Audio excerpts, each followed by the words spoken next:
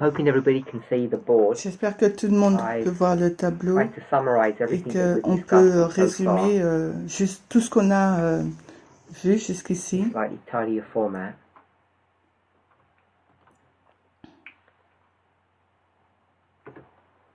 I've laid out points Alors 2 and 3 that we've discussed. Dessiné les points, écrit du moins les points 1 et 3, 1, 2 et 3 qu'on a discuté. Le point 3, c'est l'évolution des mots que nous avons souligné. Il y a d'autres exemples que j'ai donnés. Le mot joyeux, bien, on a déjà discuté, mais on peut discuter aussi de l'expression cher et comprendre comment ces mots ont changé, ont évolué durant les 250 années. Et comme aussi la King James aussi, le mot cher aussi a changé aussi, et comment Ellen White parle aussi de ce mot-là, la nourriture carnée, n'inclut pas le poisson pour elle. Elle parle d'animaux, par exemple.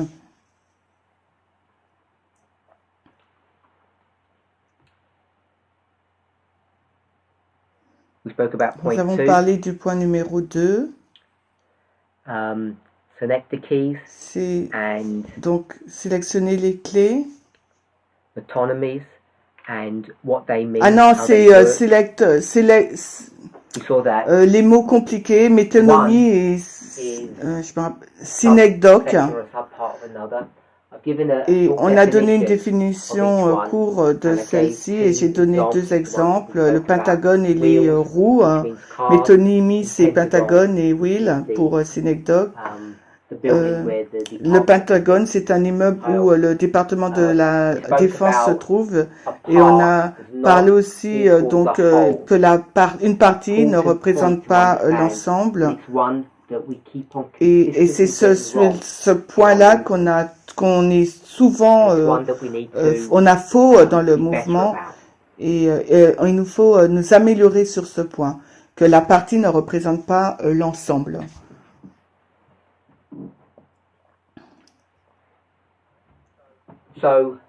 J'ai donné un exemple, l'exemple de la psychologie.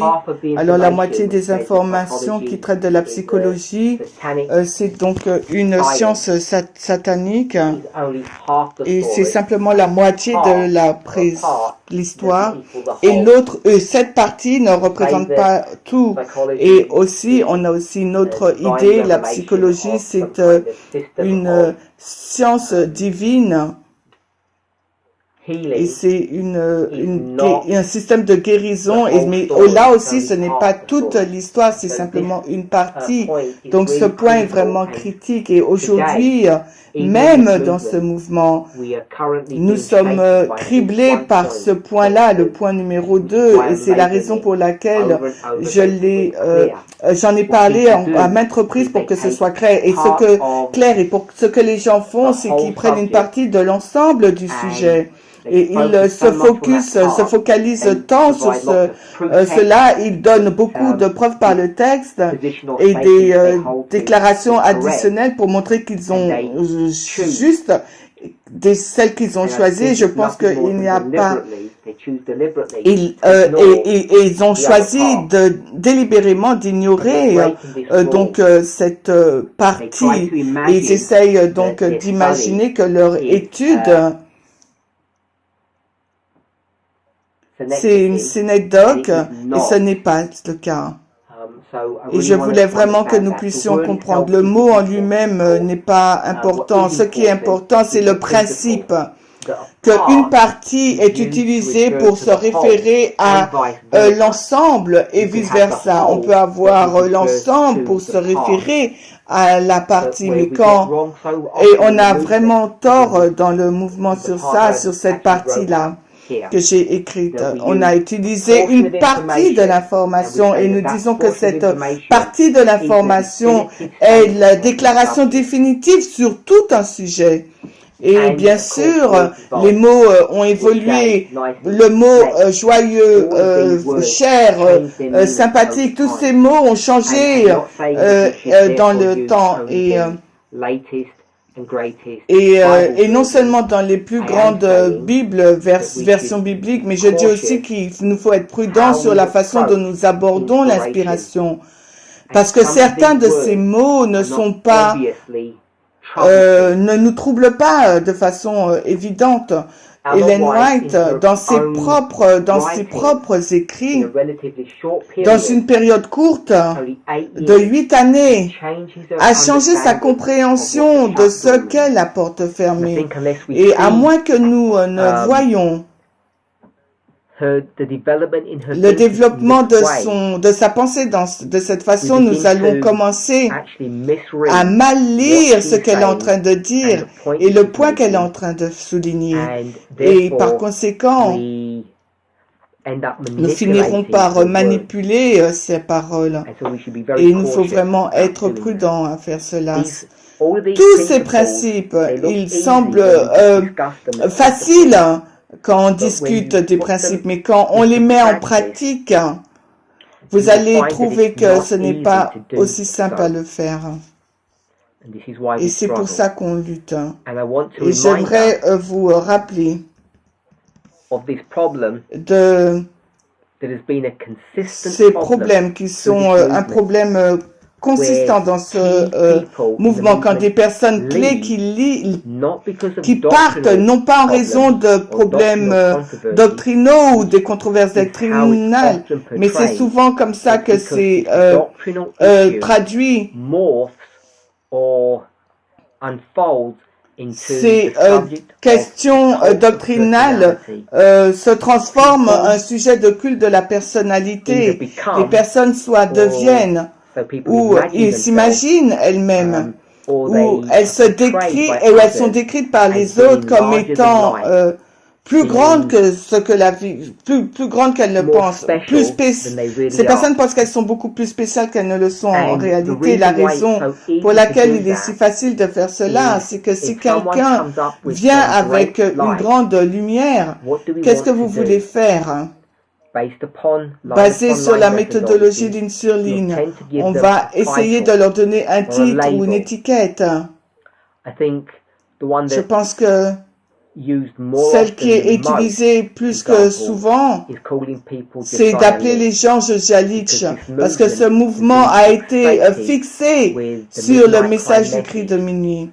Parce que c'est ce message qui a fortifier le mouvement des Milleries, et par conséquent, je peux le dire de cette façon, tout le monde veut être Josialitch. Et quand il y a des messages prometteurs qui arrivent, nous pouvons être enclins à promouvoir cette personne et à l'identifier comme étant Josialitch. Et par conséquent, on peut voir immédiatement comment nous créons ce culte de la personne. Et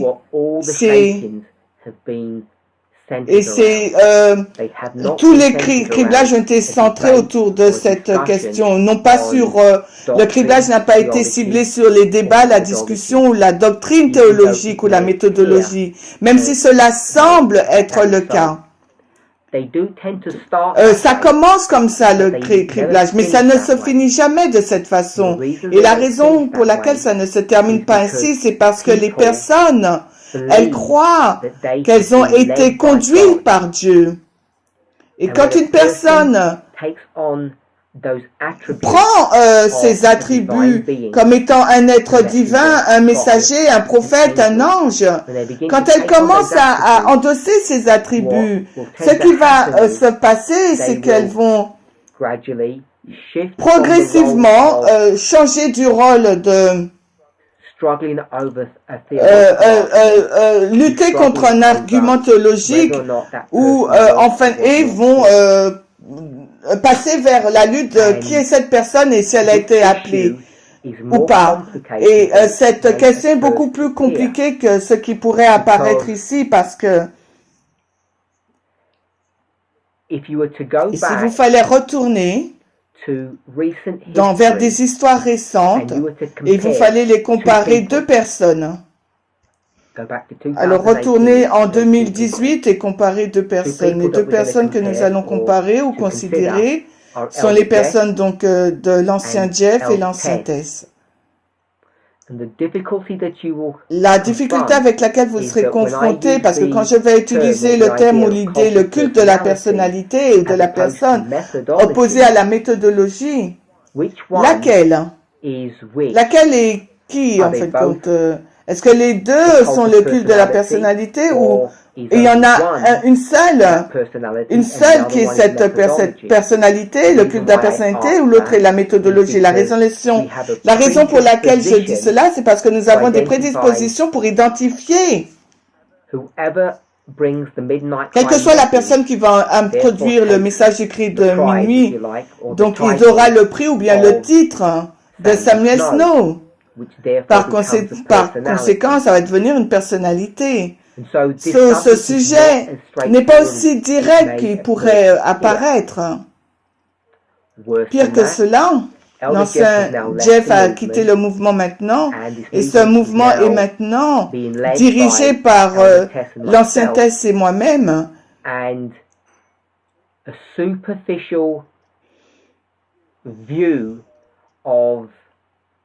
Et une vision de la discussion superficielle qui pourrait arriver dans le mouvement, c'est que, et cette discussion, je dirais, est déjà là, quand les personnes qui sont en train de dire, nous avons cette dernière et plus grande idée, nous croyons que cela est basé sur la méthodologie, nous croyons que nous avons utilisé une bonne herméneutique. Et ensuite, ces personnes sont confrontées avec les leaders de ce mouvement. Et par conséquent, si vous n'êtes pas prudent, il est très facile de graviter rapidement à un endroit, et les personnes sont en train de faire cela, et c'est la raison pour laquelle que j'ai travaillé autant sur ce point. Les personnes pensent que l'histoire se répète, que l'ancien Jeff maintenant est remplacé par l'ancien Tess et moi-même, et que nous sommes devenus le culte de la personnalité en opposition à ces nouvelles personnes qui sont en train de s'élever et qui arrivent avec ces nouvelles idées, ces nouvelles méthodologies, ces nouvelles doctrines. Et par conséquent, et s'il fallait comparer et contraster les deux, il serait clair que qui est juste et qui est faux. Évidemment, vous savez déjà la réponse. Par conséquent, cela va placer l'ancien Tess et moi-même dans une mauvaise lumière, et il est clair, en suivant cette logique, que nous sommes ceux qui avons tort, et tous ceux qui nous suivent, tout comme tous ceux qui ont suivi l'ancien Jeff, c'est ça, c'est juste un disciple. Et si je devais utiliser un concept pris de William Miller, avec lequel nous sommes bien familiers, nous irons soit dans la règle numéro 5 ou 14.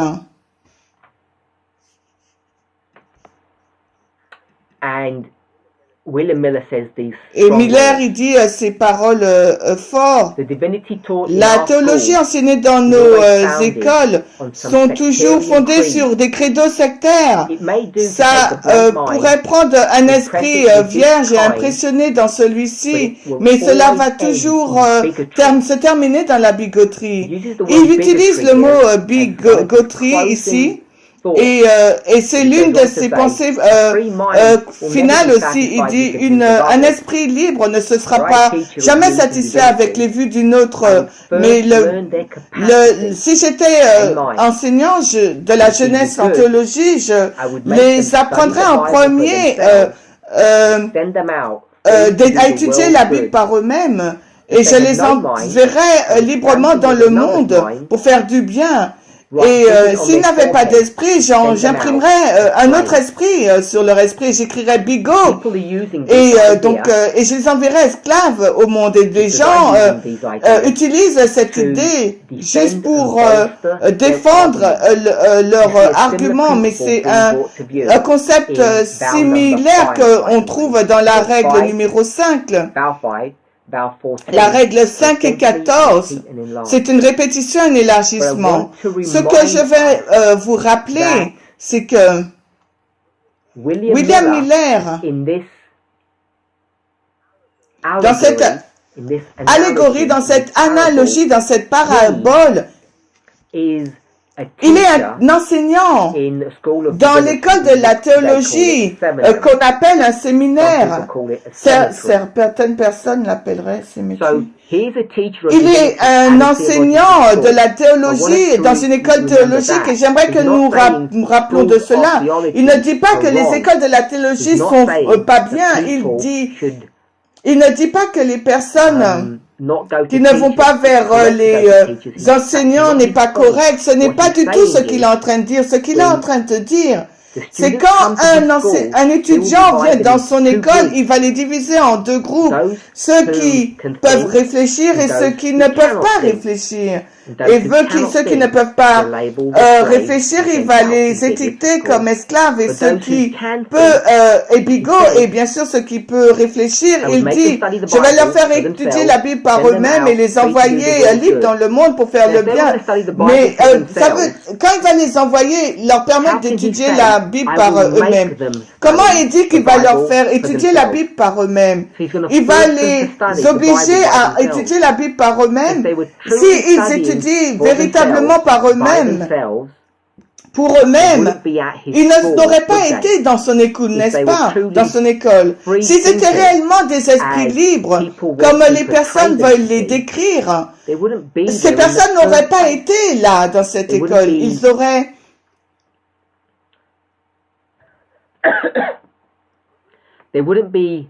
pas été esclaves d'une école de théologie où il y a des esprits libres. Il nous faut être prudents sur la façon d'interpréter ce qu'une déclaration telle que cela veut dire, parce que premièrement, ils ne vont pas aller, ils vont tous à l'école, ensuite ils sont devenus donc des étudiants et ensuite ils sont devenus esclaves à l'enseignant et l'enseignant les force à étudier.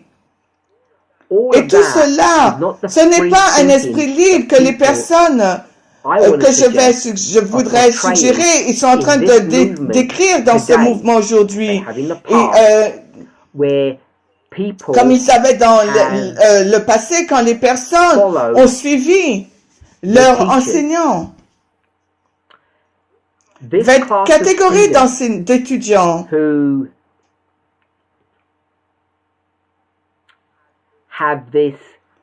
qui ont cette capacité et cet esprit d'apprendre, ils ont une bonne capacité d'esprit et ils sont prêts, consentants à apprendre. Ces personnes viennent dans l'orbite de William Miller, l'enseignant, et il va les forcer à étudier la Bible. Cela signifie qu'il va les éduquer et les enseigner comment lire.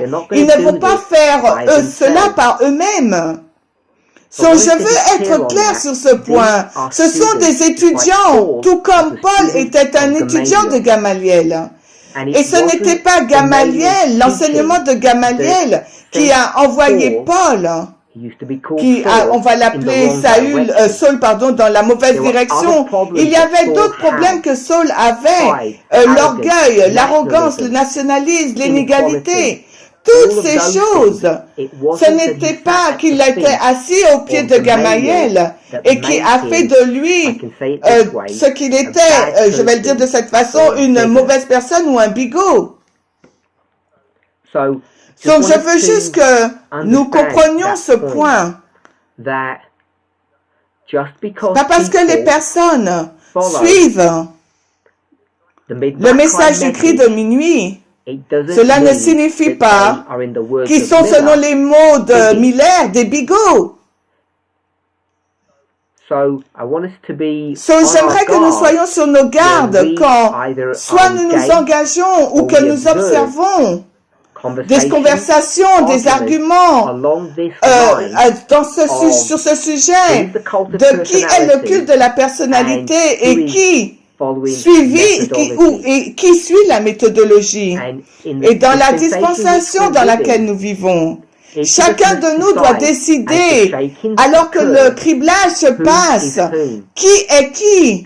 Et ce n'est pas simple à dire. C'est pas parce que l'Ancien Test et moi-même sont des dirigeants, donc par conséquent nous sommes devenus les cultes de personnalité et que les personnes gravitent autour de nous, ne réfléchissant pas. Et dans les mots de Miller, deviennent un bigot dont il fait référence parce que nous pouvons avoir des personnes qui suivent le message du cri de minuit correctement, indépendamment,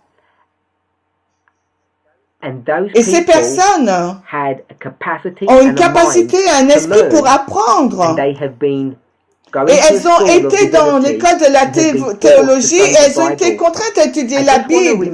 Et j'aimerais vous rappeler le point suivant. Dans l'exemple de Miller, il est un enseignant dans une école de divinité.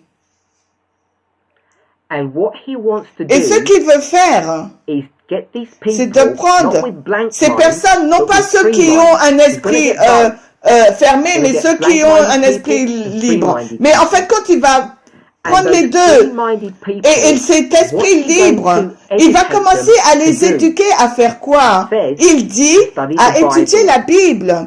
Donc maintenant, il dit l'étude de la Bible pour eux-mêmes. Donc comment il sait que c'est la bonne chose à faire? Et je dirais que ce qu'il va enseigner aux personnes, c'est d'être un bigot. Et suivez ma logique, un bigot, dans la façon qu'il utilise ce terme, parce que bigot a différentes significations, différents contextes. Le mot bigot utilisé dans ce contexte est une copie. Donc, quelqu'un qui copie quelqu'un.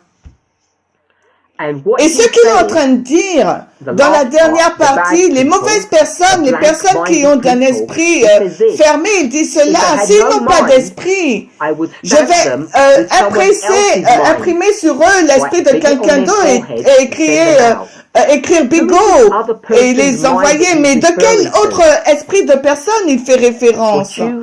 Ce qu'il vous faut voir dans cette parabole, parce que plus vous réfléchissez, plus ça s'ouvre. Ce qu'il est en train de dire, c'est qu'il y a deux enseignants dans cette école.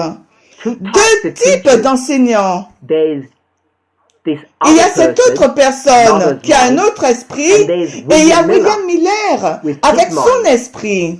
Donc, qu'est-ce que William Miller enseigne au peuple avec l'esprit libre? Il le dit clairement. Je vais leur apprendre à étudier la Bible pour eux-mêmes. Et il dit cela avec une connotation qui est c'est la façon la plus parfaite et beautiful et correcte à étudier la Bible. Maintenant, posez une question. William Miller, c'est l'enseignant. Et s'il va enseigner à quelqu'un la méthodologie, quand il vient à sa propre étude, parce que rappelez-vous, chaque personne est à la fois un observateur et un récipient, un destinateur. On peut le dire différemment.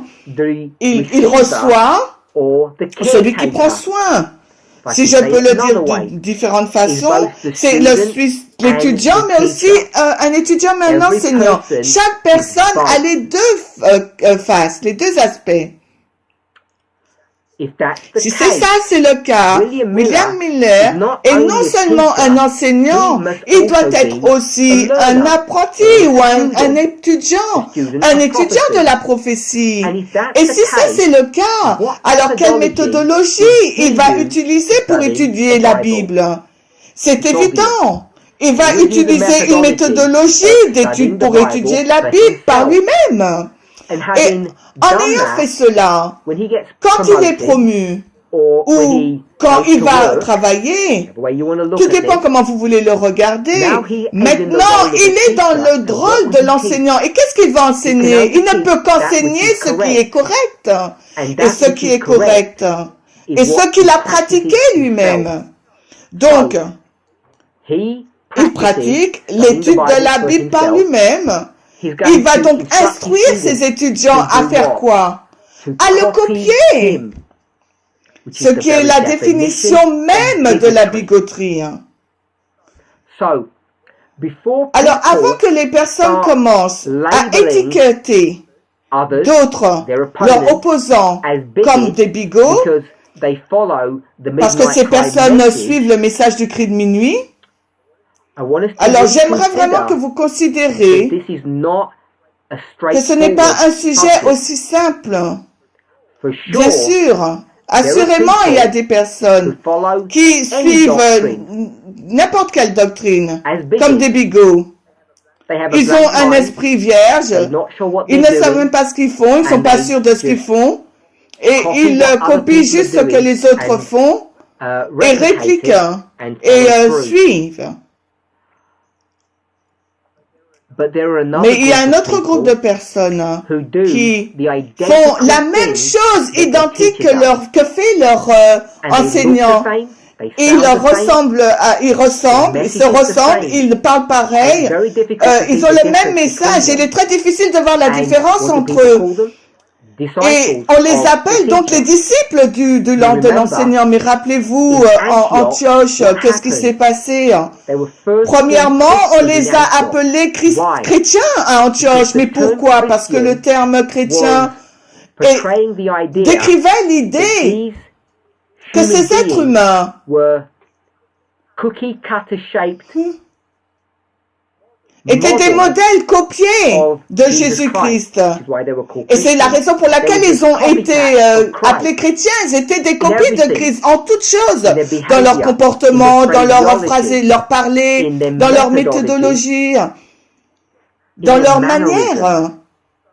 So, to get people Donc pour que who les follow personnes puissent the midnight suivre cry le message du cri de minuit, that replicate le message du cri de Elder minuit Test et qui or myself réplique give, le message que l'Ancien Test et moi-même all ont donné. too C'est trop easy to label facile them as de bigots, leur étiqueter as comme copying, bigots parce qu'ils copient without sans realizing réaliser that que true que les people, véritables the personnes sont ones with ceux the free avec mind, l'esprit with the libre, capacity avec la to capacité learn, d'apprendre, not being satisfied qui ne with sont the pas views of others, satisfaits avec la vision des those autres, ces people personnes, will say je dirais, the identical thing, diront les choses will teach identiques. the same Ils vont message. enseigner le même message. They don't have to put their own Ils n'ont pas besoin de They placer don't leur have to put propre their en own face. Ils spin, n'ont pas besoin their own perspective. de mettre leur propre vision. And Ils vont we dire know that exactement this is la même correct. chose. Et nous savons que cela est correct parce que nous the avons model le from the modèle Millerite dans la model. ligne des Millérites.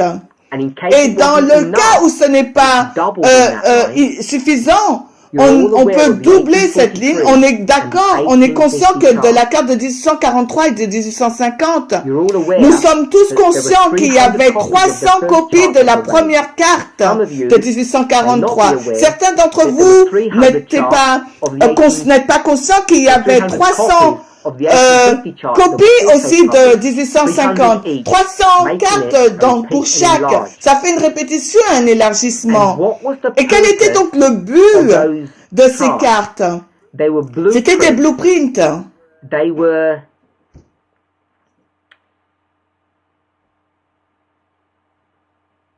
we would call it a handout or C'était un guide ou la direction sur comment enseigner ce message, leur message.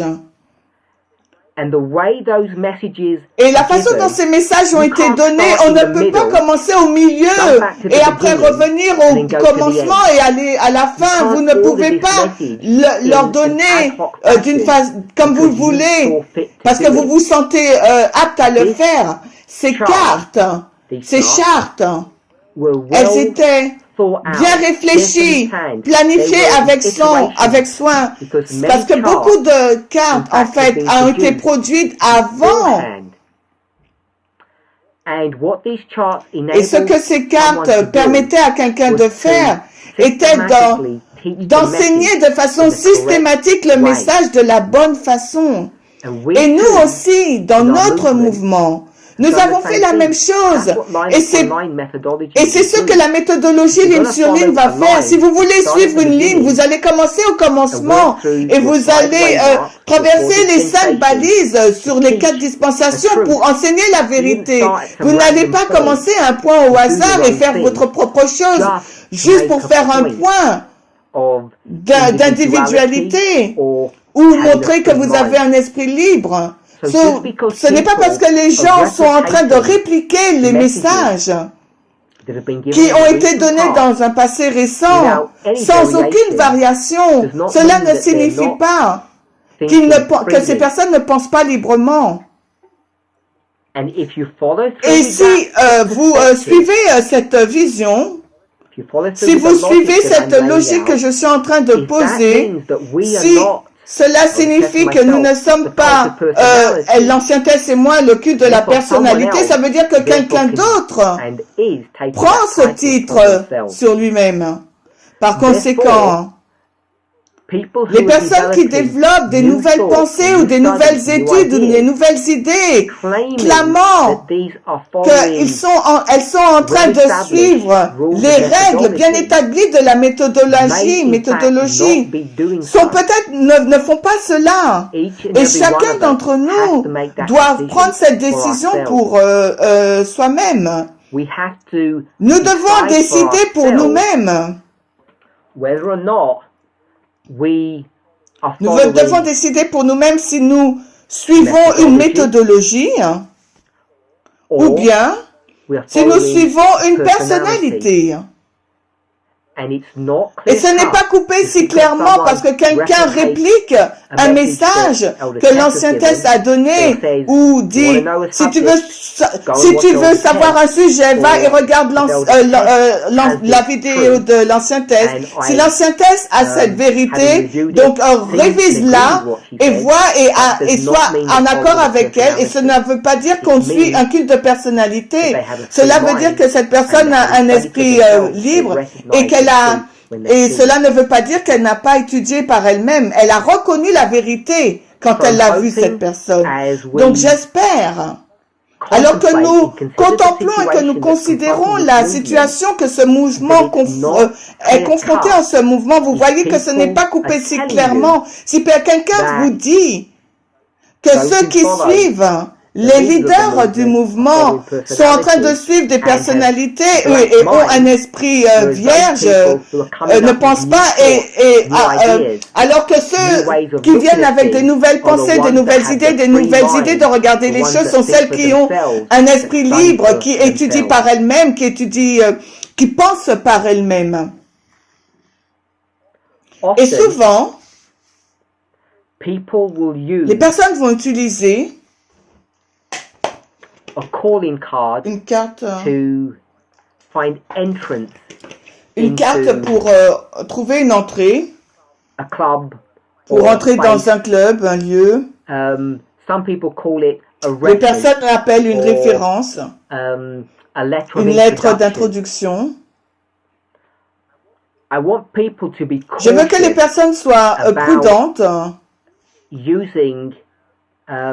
sur le fait d'utiliser de tels arguments, et bien plus souvent, ce que les personnes vont faire, les personnes vont développer une étude, et cette étude va sembler nouvelle, et ce qu'elles vont faire, elles vont dire, même si ça semble nouveau, c'est une variation, ou c'est un accord avec ce que l'ancien test ou l'ancien Parmenter a enseigné.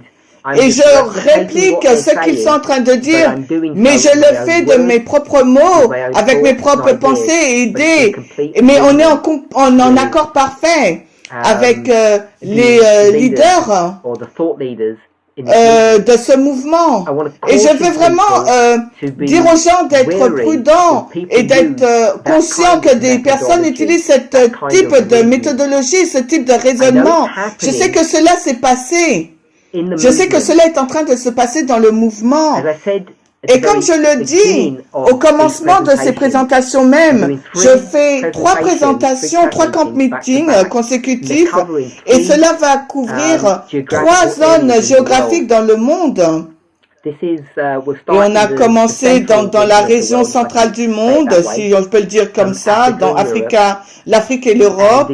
Et parce que là, c'est un camp meeting africain organisé par un ministère africain avec un fuseau horaire européen. Et le point que je suis en train de présenter, c'est des points qui sont en train de se passer en ce moment même sur le continent africain. Je ne parle pas de façon hypothétique. Bref, je suis conscient que des personnes utilisent mon nom et celui de Tess pour justifier et défendre des arguments qu'ils sont en train d'introduire, des arguments qui semblent être nouveaux pour les personnes. Et l'une des défenses que ces personnes utilisent, c'est que ce qu'elles enseignent est en accord, ces personnes est en accord avec l'ancien Tess et moi-même.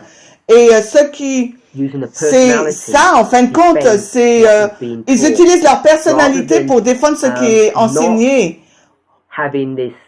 Et il ne faut pas apprendre ces références, ces noms pour utiliser cela comme une défense quand les personnes les questionnent sur leur enseignement.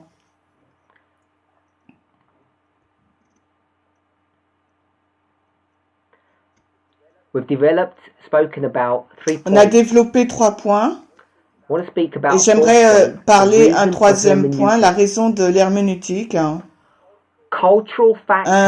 facteur culturel peut changer ou affecter la signification d'un mot.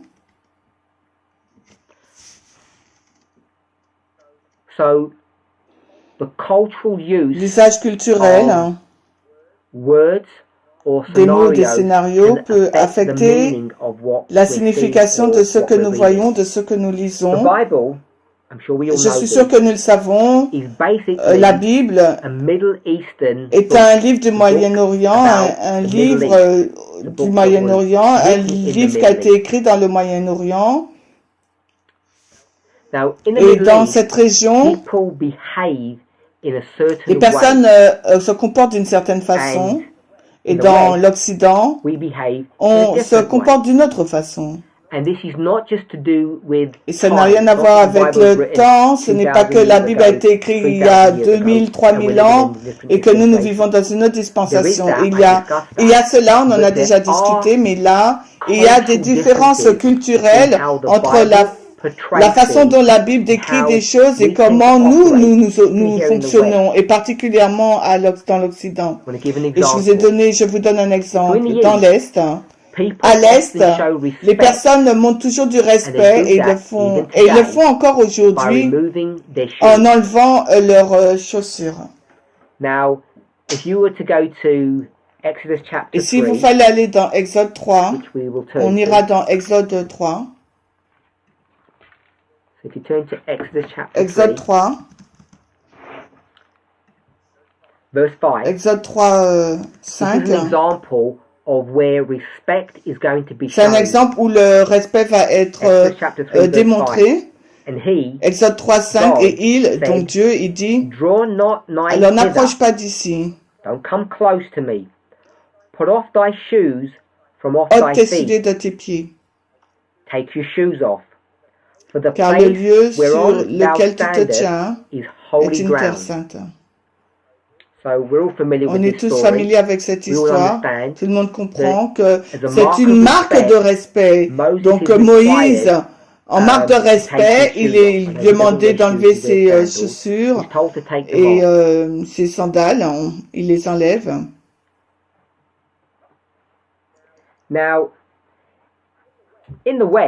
En Occident, quand nous allons montrer du respect, souvent, nous n'allons pas enlever nos chaussures, on va enlever notre manteau si on veut montrer du respect.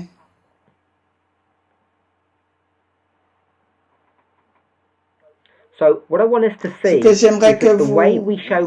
j'aimerais vous montrer, la façon dont on montre le respect dans différentes régions est basée sur des normes culturelles.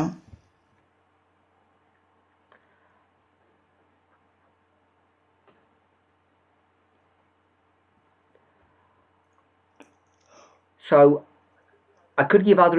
peux donner un autre exemple, mais je vais le laisser. Il y a des facteurs culturels qui affectent la signification de ce que nous lisons et comment nous devrions comprendre les choses. Donc aujourd'hui, on n'irait pas à l'église, à un camp meeting, qui est une convocation sainte,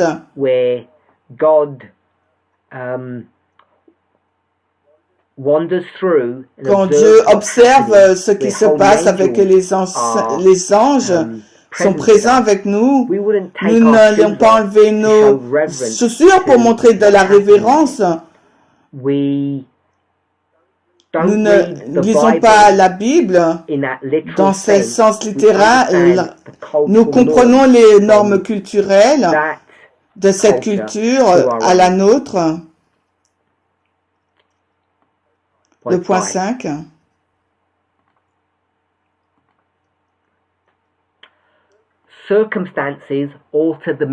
Les circonstances altèrent la signification.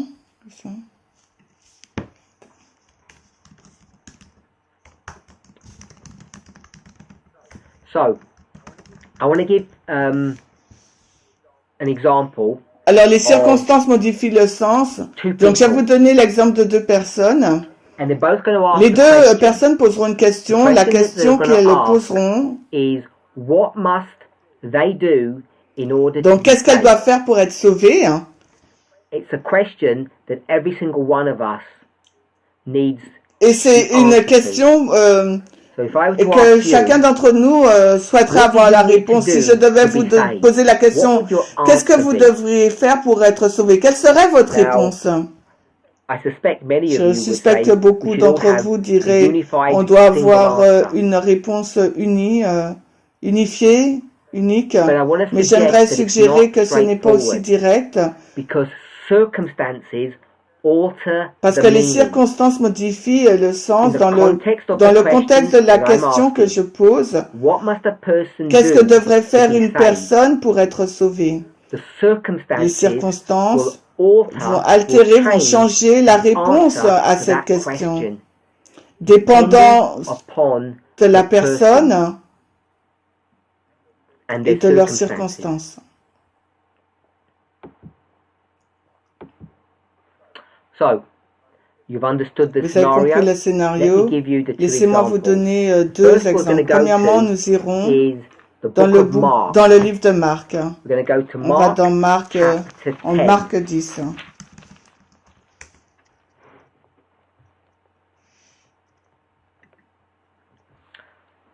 La question sera posée. What shall I do that I may inherit Que eternal dois-je life? faire pour hériter la vie éternelle? Verset 17. I read the whole of the verse. Je lis tout le verset. And when he was gone forth Et comme il into the sortait way, pour se mettre en chemin, là c'est Jésus, there came one un homme running accourut and kneeled et se to mit à him genoux devant lui and asked et lui him, demanda, Good Bon maître, master, what que shall dois-je I faire do that pour que I je may puisse inherit hériter la vie eternal éternelle? life? So that's person Donc one. cette personne He asked his pose la question. question. Question La two. deuxième Keep question. your hands or bookmark Mark 10. We'll come On back va in a retourner moment. dans Marc 10, Now we're going gardez, to go to the book of Acts. on va maintenant We're going to go to dans Acts Actes. chapter 16. On va dans Acte 16. With Acts chapter On est dans 16. Acte 16.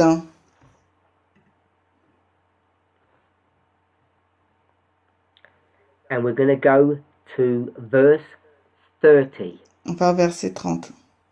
And the question is going to be asked, what must I do to be Que dois-je saved? faire pour être sauvé? And I'm saying, when a person says, what must I do Et je to be dis quand une saved? personne dit qu'est-ce or a que je person dois says, faire, what qu'est-ce must que je I dois do faire pour être to sauvé, inherit ou bien eternal une life? personne dit qu'est-ce que je dois They're faire the pour same hériter la vie éternelle, c'est la même question. One may be asked by an une educated question peut person, être posée par and une one personne might be éduquée et asked l'autre par by une a person who is more qui est simple plus in simple their dans thinking. leur pensée. But they're Mais c'est essentially the same essentiellement la même question. question. And what I Et want ce to que say j'aimerais dire, is that the c'est que la answer réponse for both pour les people, deux personnes, the answer for the same la réponse question pour la même is question est different différente, depending on the tout dépend des circumstances. circonstances. So if you go back Donc si to on retourne Mark dans Marc chapter 10, 10, you already vous know savez what the déjà story is. It's the l'histoire. story of the C'est rich young l'histoire ruler. du jeune homme riche. Jesus begins a Il commence conversation donc with la him, conversation. and after a Et après la conversation, conversation, it ends ça se termine pretty abruptly in verse 21. But au I want to verset read 21, verse mais 22. j'aimerais qu'on lise le verset 22. We'll go back to verse On retourne au 21. verset Verse 21. 22 Alors, reads, And verset he, 22, Marc the 10, rich young ruler, mais il, le jeune doesn't homme say the rich riche, young ruler in any of the passage, by the way. And he, the rich young ruler, et was lui, sad l'homme at riche, the fut saying. attristé à ce Whatever propos. Jesus instructed him Et to ce que do, Jésus lui it was a the dit answer de to faire, his c'était la question. réponse à sa What must he question. do to have Qu'est-ce qu'il eternal devait faire life? pour avoir la vie He didn't éternelle? like the Il n'a answer, pas aimé la réponse. and went his Et il est way parti grieved, peiné et unhappy. n'était pas content. Why? Pourquoi? Because he Parce had qu'il great avait de grands possessions. biens. Verse Le verset 21. 21. Then Jesus, Jésus le beholding him, regardant loved l'aima him, and et said lui unto dit, him, One thing thou il te lackest, manque une chose. if you want eternal Si tu life, veux la vie éternelle, go thy va, way, so whatsoever thou vends tout ce hast, que tu as and give to the et donne-le aux poor, pauvres. and thou Et tu shalt auras un have treasure trésor in dans le heaven, ciel. and come, Puis viens, take up prends the la cross, croix and et follow suis-moi. me. Verse Verset 23. 23. Jesus explains. Jésus explique. He says, And Jesus looked round Jésus about posa le regard tout autour and saith unto et his dit à ses disciples, disciples, How combien hardly difficilement shall they that ceux have qui ont des richesses enter into the entreront-ils dans le kingdom royaume of de God? Dieu? Now we could, have a play on On words, make peut an faire une application application, je vais here. sur We les could mots, go to on peut aller Revelation 3 and d'Apocalypse talk 3, about ça parle des rich people. personnes riches. We could go to Matthew On peut aller dans 23 Matthieu and 23 talk qui about parle des rich personnes people riches. and take this Et prendre cela literal d'une façon and littérale turn et it de le into changer en symbolic. symbolique. There are Il y a many beaucoup de things we choses que could nous do pouvons about faire this avec study. cette étude. We Nous could go pouvons to the eye of the needle dans le trou d'une aiguille et pour voir qu'un chameau ne peut pas y passer.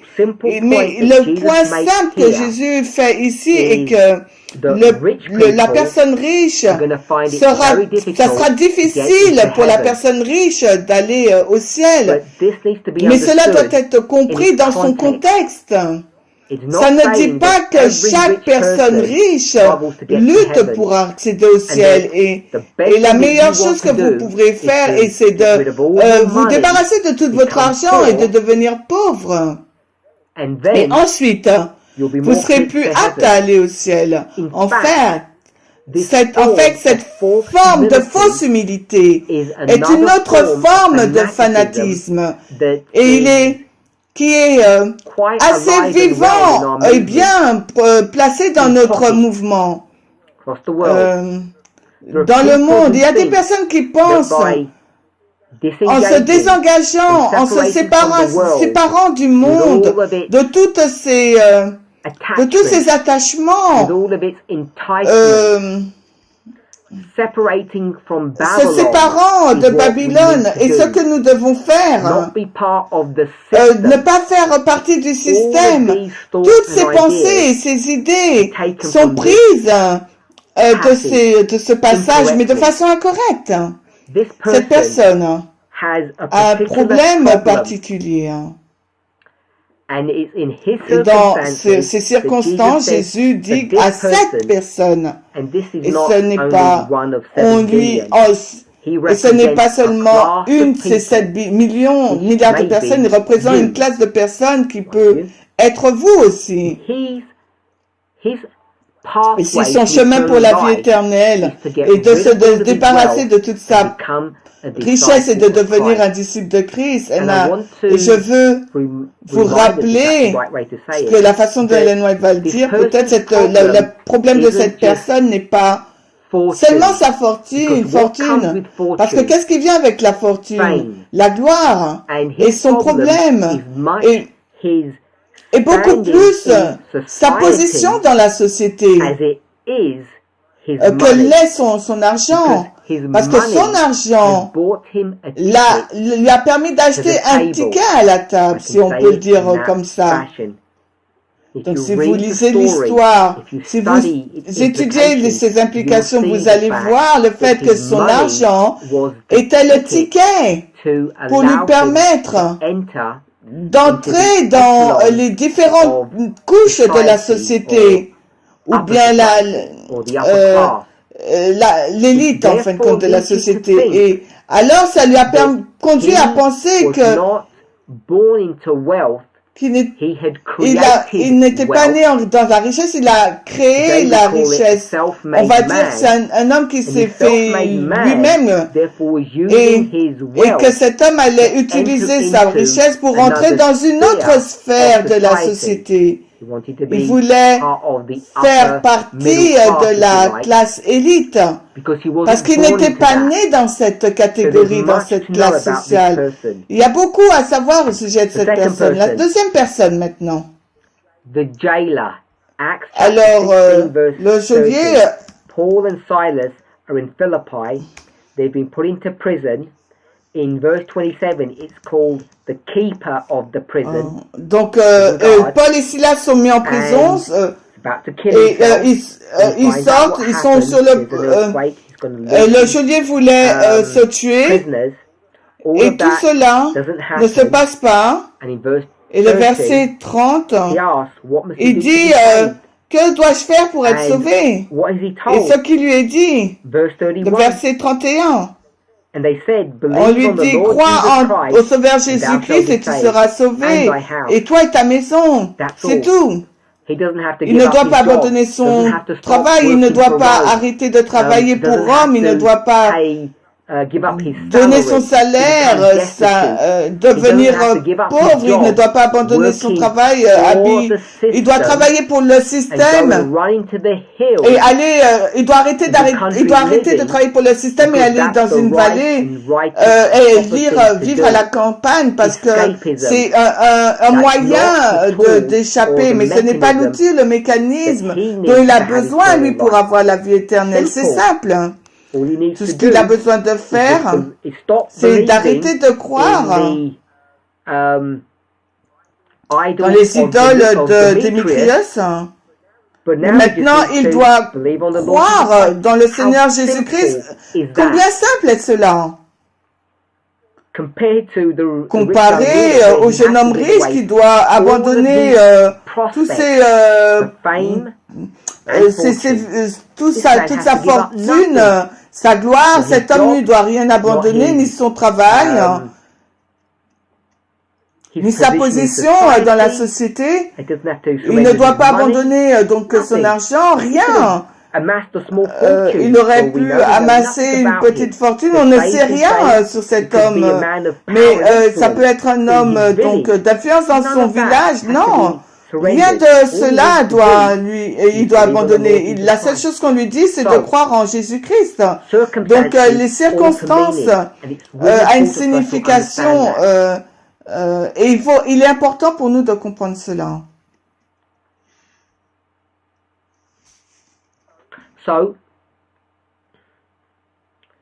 C'est seulement en utilisant l'herméneutique que nous pouvons comprendre. Il y a des détails, une différence superficielle ici. Quand nous nous engageons dans les débats avec les personnes et on essaye, et que ces personnes essayent de vous piéger, et souvent ces détails, ces différences, c'est un manque d'une bonne utilisation de l'herméneutique. Mais les personnes ne comprennent pas. Il y a certaines personnes qui comprennent pas l'herméneutique. Et je ne veux pas labeler des personnes de la part de la société, des personnes qui discutent avec nous, débattent avec nous, qui ont d'autres religions, des fois des athées, et souvent ils attaquent la Bible à cause des différences apparentes. Et ce que je veux vous dire ici, c'est que la majorité de ces différences, c'est parce que les personnes n'utilisent pas le principe herméneutique pour parvenir à une bonne réponse. Et de nouveau, c'est très simple. C'est un exemple très simple et direct qui nous montre que s'il y a une différence, c'est une différence superficielle, et si vous utilisez une herméneutique, cela va vous aider à montrer que le cas 1 est un sujet d'avarice et de convoitise, de richesse et de puissance, et le cas 2 était un problème d'une croyance idéologique, ou ce que nous pourrions dire, ou je pourrais dire, quelqu'un qui est dans la philosophie grecque. C'est un problème philosophique.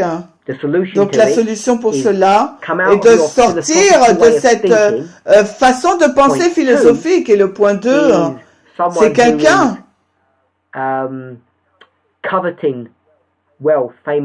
donc le point 2, c'est une personne qui convoite la fortune, la gloire. Et on ne nous dit pas de croire quelque chose de différent que la personne 2. Bien sûr, vous devez noter que la personne 1 est un hébreu et la partie 1 était un gentil. Par conséquent, les circonstances modifient le sens. Et si vous voulez penser en lien avec l'évangélisme, c'est évangéliser la personne, ça sera différent la façon dont on va évangéliser les personnes. Et nous parlons de la lecture, et les circonstances changeront notre façon de lire. Et non seulement ce que nous lisons, mais également la signification de les mots qu'on lit. Et qu'est-ce que ça veut dire? Qu'est-ce que ça veut dire d'avoir la vie éternelle? Donc, une signification abandonner tout et suivre Christ. Et l'autre, c'est reste comme tu es dans ton mauvais travail. Et maintenant, n'utilise pas la philosophie grecque pour expliquer les choses. Non, ce qu'il faut que tu fais, ce que tu dois faire, c'est de croire en Jésus et de suivre ses principes. Alors, le point 6.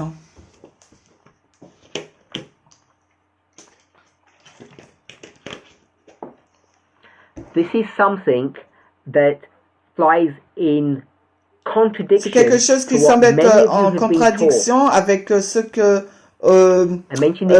beaucoup ont appris. Je l'ai mentionné hier, le perpétuel dans le livre de Daniel.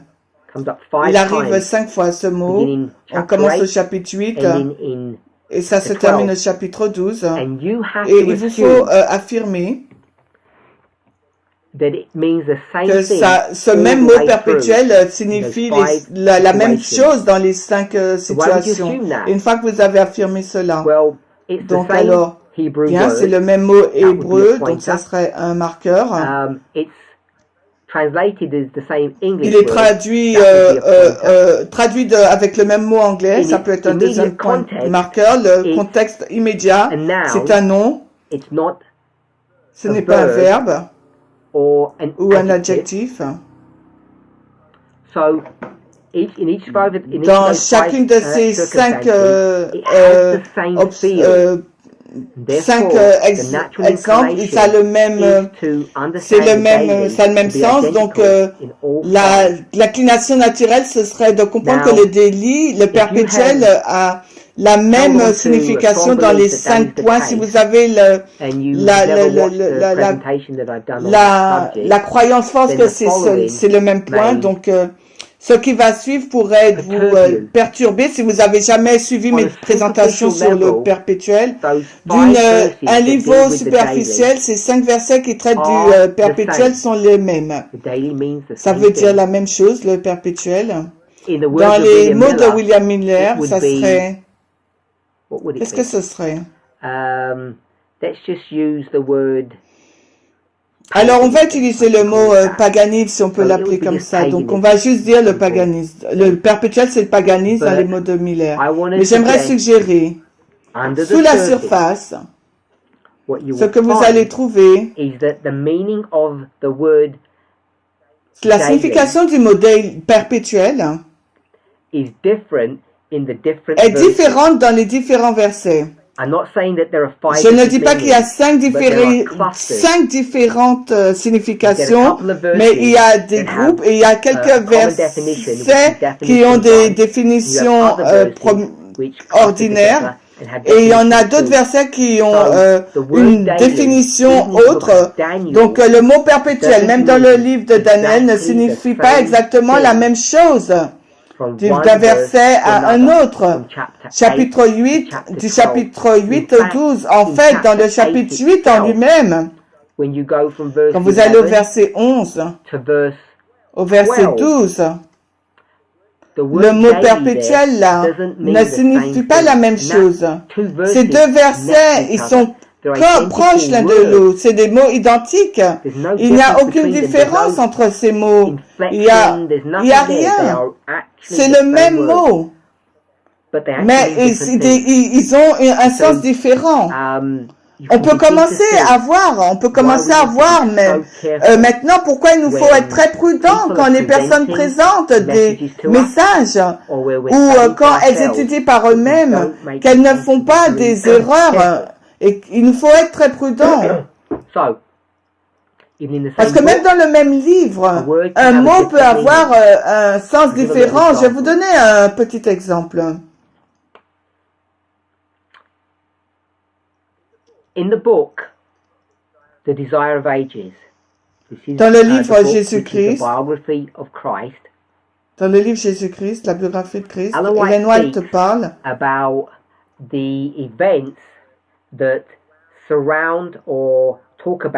elle parle des événements qui entourent la résurrection de la résurrection du dimanche matin. So she's going to say in this book, elle va dire dans ce livre Jésus-Christ. And let me see if I can find the pages. Je vais voir si je trouve la page pour vous. So this is Desire of Ages. Il s'agit de Jésus-Christ. Page 780. 780. So perhaps I'll write that down for us. This was number 2, this was number 3. 784 en français, Jésus-Christ, page 784. Desire of Ages, page 780. And then Desire of Ages, page 805. Et après la page 805 en anglais. 25 pages later. 25 pages plus tard. I don't intend for you to read anything particularly into that. It just so happens to be 25 pages later. So, page 780, Ellen White's going to say. Alors, Ellen White dira cela. Christ came forth Christ from est the venu tomb et sorti de la tombe glorifiée. Quel paragraphe? 25 pages later, she's going to say. Et 25 pages plus tard, elle va dire. Not yet fully manifested. Le Saint-Esprit n'était pas had not yet been bien manifesté complètement parce que Christ n'avait pas été encore glorifié. Donc dans le même livre, on parle du même sujet, Jésus-Christ 805. Ellen White parle de la résurrection du dimanche matin, mais d'une façon complètement différente. Elle va parler de la glorification de Christ. Et elle va en parler d'une façon totalement différente.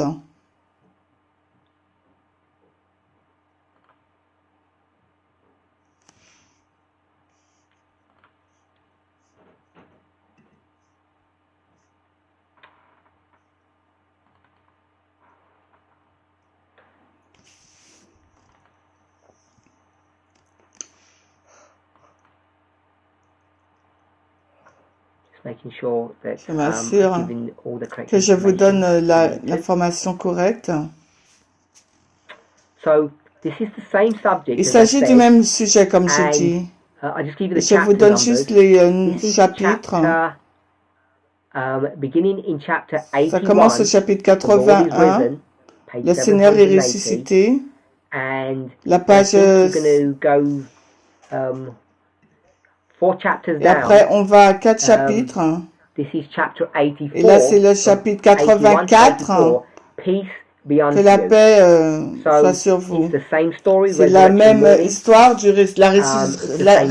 la résurrection du matin. Mais la façon, le même livre, mais la façon dont Ellen White va utiliser le mot glorifié est différent. Si vous n'êtes pas prudent, de nouveau, vous allez commettre des erreurs.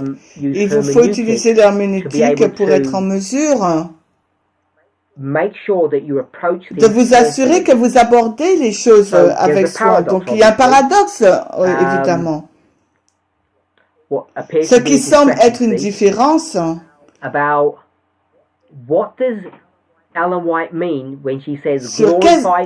que Ellen White veut dire quand elle dit glorifié dans un endroit et glorifié dans un autre? Parce que, évidemment, là, elle veut dire des choses différentes, ou bien elle est confuse.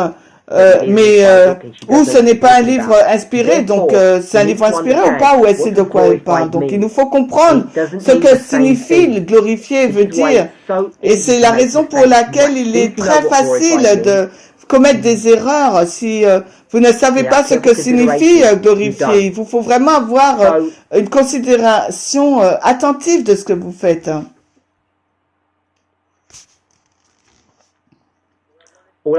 C'est ce que je veux dire. Quand nous regardons au mot glorifier, il nous faut être prudents sur la façon dont nous considérons la signification de ce mot dans le contexte. Est-ce qu'il parle de sa personne spirituelle? Est-ce qu'il parle de sa présence physique? Toutes ces choses doivent être dictées et on doit décider ce que Ellen White veut dire quand elle parle de la glorification de Christ. Je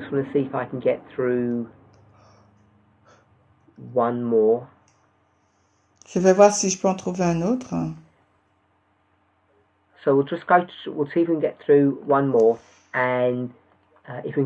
va aller dans un autre exemple. Et ensuite, je vais vous dire pourquoi on a besoin de l'herméneutique. Vous avez une histoire.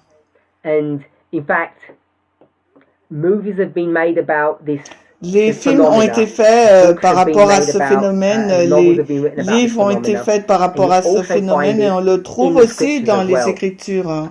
C'est cela. Vous avez une histoire. Donc, je dessine une histoire.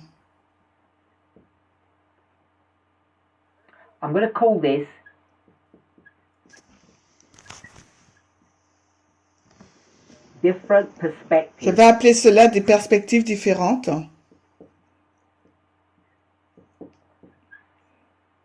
Il s'agit de l'histoire, là. Il y a quelque chose qui se passe. Vous regardez à cette histoire sous différents angles. Il y a une scène de crime. Quelqu'un le voit de ce côté et l'autre le voit sous un autre angle. Donc il voit les choses différemment. Des points de vue différents.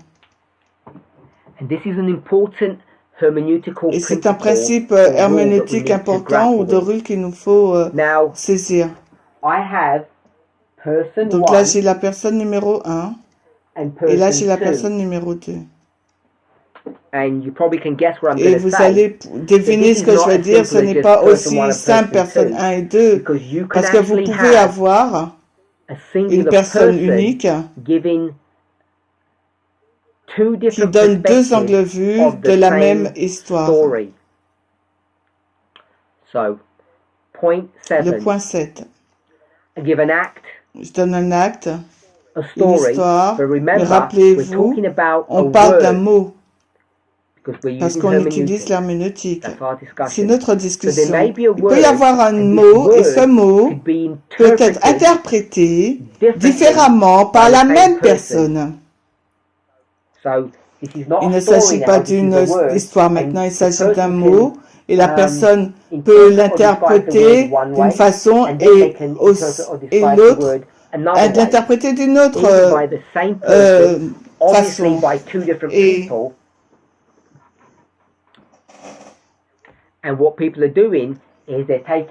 ce que les gens font, ils prennent la même histoire, le même mot et la même information, ils l'abordent d'un angle de vue différent.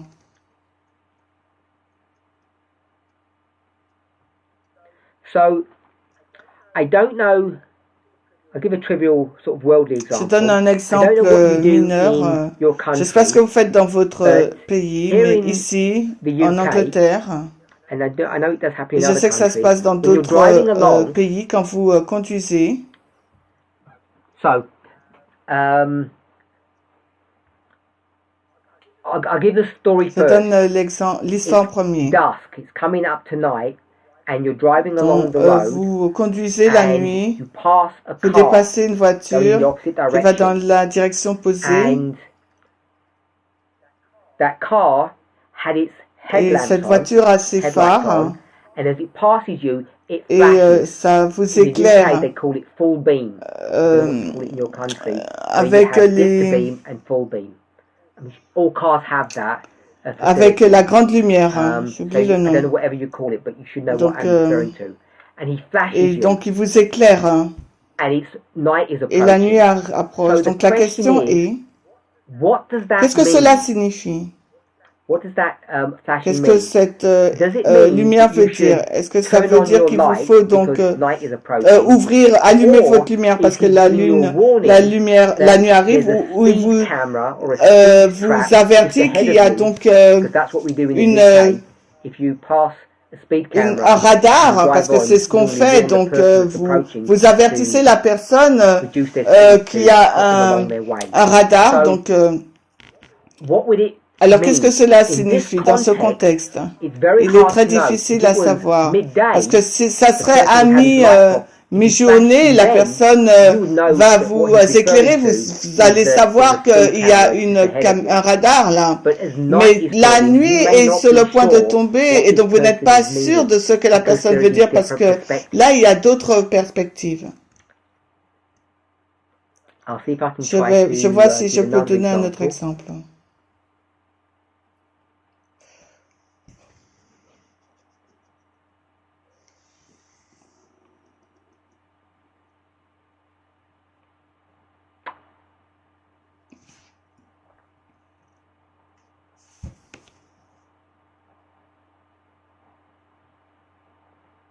Je ne pense pas que je vais vous donner un autre exemple parce que celui que j'ai est trop long et on arrive quasiment à la fin de notre étude. Le point que les quelques secondes qui nous restent, j'aimerais qu'on revoie les 7 points qu'on a discutés et tous traitent de notre besoin de l'herméneutique. Le point 1. On est en mesure de lire les mots, mais cela ne signifie pas qu'on comprenne la signification de ce qui est écrit. Nous avons besoin de l'herméneutique pour cette raison. Le point 2. Certaines personnes affirment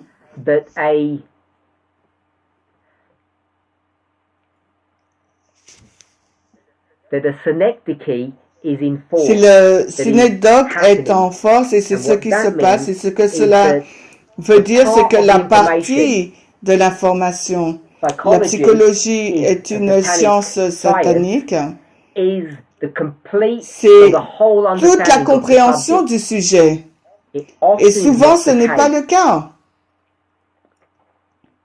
Le point 3, les mots évoluent dans leur signification durant des centaines d'années, peut-être dans une période de temps très courte, et même dans la vie d'un auteur. Je vous ai donné un exemple. Le point 4. Il y a des facteurs culturels. C'est quoi qui affecte la signification? Qu'est-ce qui le respect ressemble à quoi? Si je dis respect quelqu'un, ça peut être différentes choses dans différentes cultures. Ça peut dire enlever les chaussures. On dit enlever le manteau, je sais pas, dans différentes cultures, il y a différentes manières de montrer le respect.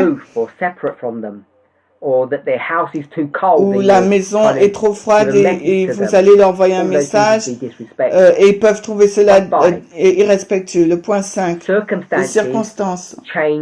Les circonstances changent, modifient le sens. L'homme riche et le geôlier. Ils ont des besoins différents. Le point 6. Un mot peut avoir différentes significations, même dans le même livre. Je vous ai donné deux exemples. L'exemple du perpétuel de Daniel. Le perpétuel dans le livre de Daniel, je vous ai donné le mot glorifié dans Jésus-Christ, chapitre 80 et 84. Ce mot glorifié signifie différent, a une signification différente pour la même histoire. Et en dernier,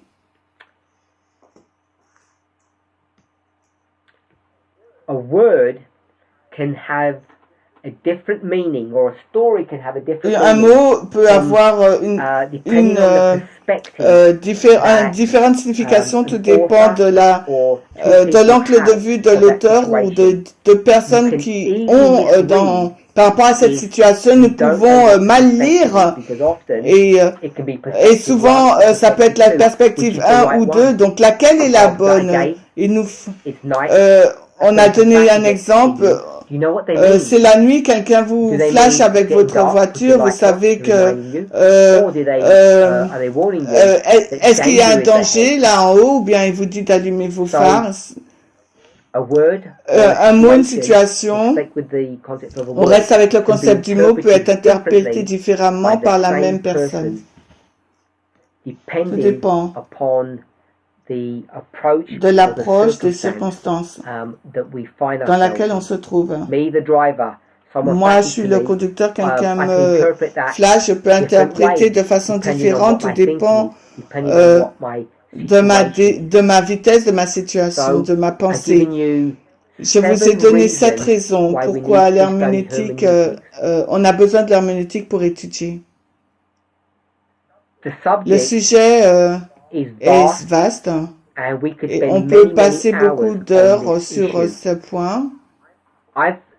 Je pense que c'est suffisant que j'ai passé toutes les classes de ce meeting, non pas pour discuter de ces règles de l'herméneutique. Je sais que nous avons celle de William Miller. J'ai pris ces 4 classes pour expliquer la nécessité d'avoir ces règles.